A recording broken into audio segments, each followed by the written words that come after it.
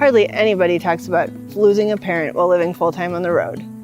This video is going to be a little different from our usual sharing our travel adventures. We'd like to talk to you about all the logistics and decisions we had to make during this extremely difficult time.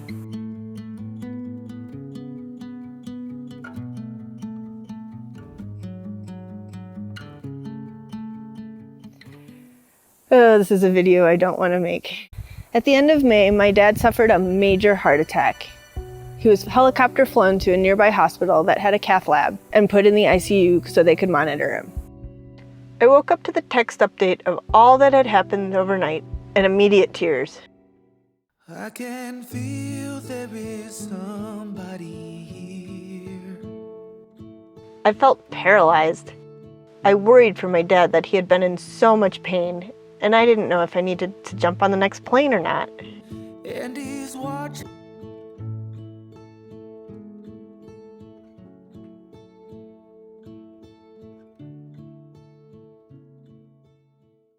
By about 9:30 that morning, I was able to talk to him, but he was pretty out of it. We hung around camp most of the rest of that day, waiting on updates. We were in an area that didn't have self-service, so it was great having our Starlink to give us reliable internet to keep in touch.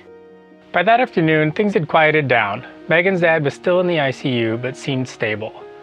We decided to give ourselves a little distraction, so we took Allie down to a waterfall that we had seen nearby so she could play. By the next morning, he was awake and eating, and I was able to talk to him, and he really did sound like himself. He was even cracking jokes. It made me feel so much better about not necessarily jumping on the next plane out. We were at most an hour and a half from the nearest airport.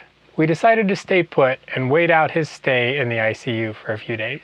With a positive update, and after talking to him that morning, I felt confident enough in his outlook that we decided to go for a hike that day.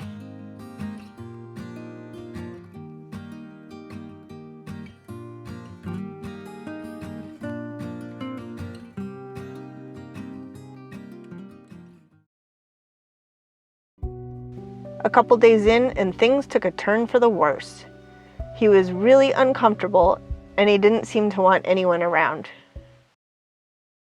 But then, it would get better. That evening, my brother flew in, and it really did make me question my decision big time. All of a sudden, I felt so far away, knowing my brother and my sister and my bonus mom were there together. But my brother did amazing keeping us in the loop and keeping us updated.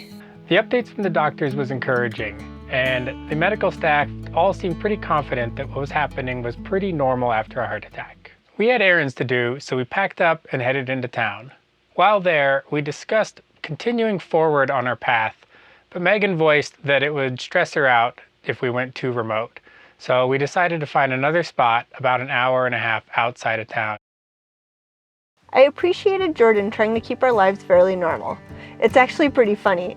I usually get almost giddy about moving to a new place to explore, but this time around, it just felt overwhelming to move.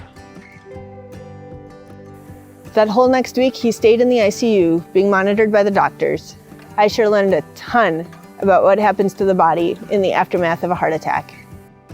Dad started showing improvements. I had a visit planned with him for the first week in July, so it helped to know I would see him in just a few weeks. Jordan had a great suggestion. Once we had gotten our evening update, we headed to the nearby lake for a paddle and some ice cream. At this point, I was pretty confident he was going to come out of this. After a week in the ICU, the doctors were optimistic. We were all feeling a little more relaxed and encouraged that he was probably going to pull through this. My brother flew home, and the very next morning, he went into cardiac arrest, and just like that, he was gone. I can feel there is somebody here, and he lets me know there's a heaven up there. Yeah, he's reaching out his hand to me to wash away my tears. I hear angels from up above, they sing hallelujah. They sing hallelujah. The decision to go became obvious. It was time to go be with family. Some of the decisions we had to make were relatively easy, but it was the logistics that made it complicated. The memorial service was planned quickly. It was in 9 days, and the pressure was on. Thankfully, it left us with enough time to make the decisions we needed to make. We had to decide if we were going to drive the 12 hours minimum to a friend's house so they could watch Allie and the trailer, and then we would fly out from that area, or if we would stay put where we're at, find someone local to watch Allie and the trailer, and fly out from here. It would have been a whole lot easier for Jordan to stay behind with Allie in the trailer, but I knew immediately I would need him there with me. We decided that it made the most sense for us to fly out of somewhere nearby.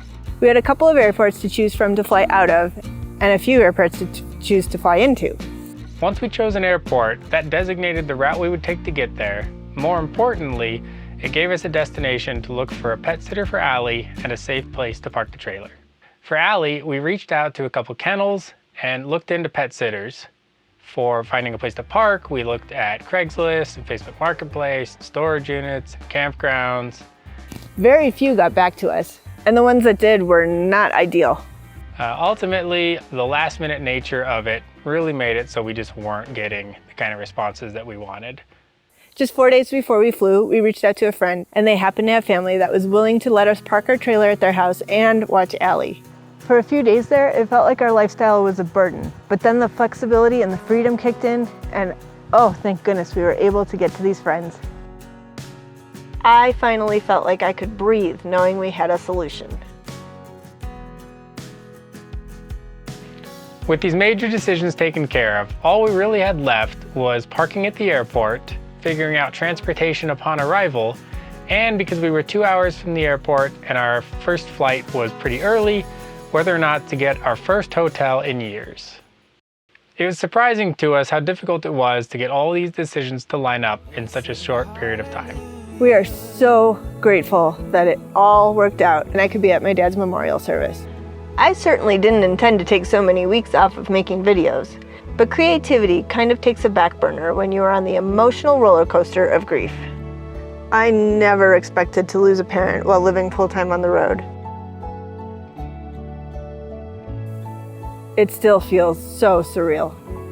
There is so much more to be said about my dad and all the ups and downs I've gone through these last few weeks, but I think I would just really rather leave it at, I'm really gonna miss you, Dad. Thanks for being here. We will return to our perpetual adventures next time. And he's watching over me tonight as he takes away my fears. Oh, I know you, and I praise you. Got my arms open for your love. Oh, I want to be near you. I hear angels from up above. They sing hallelujah. They sing hallelujah.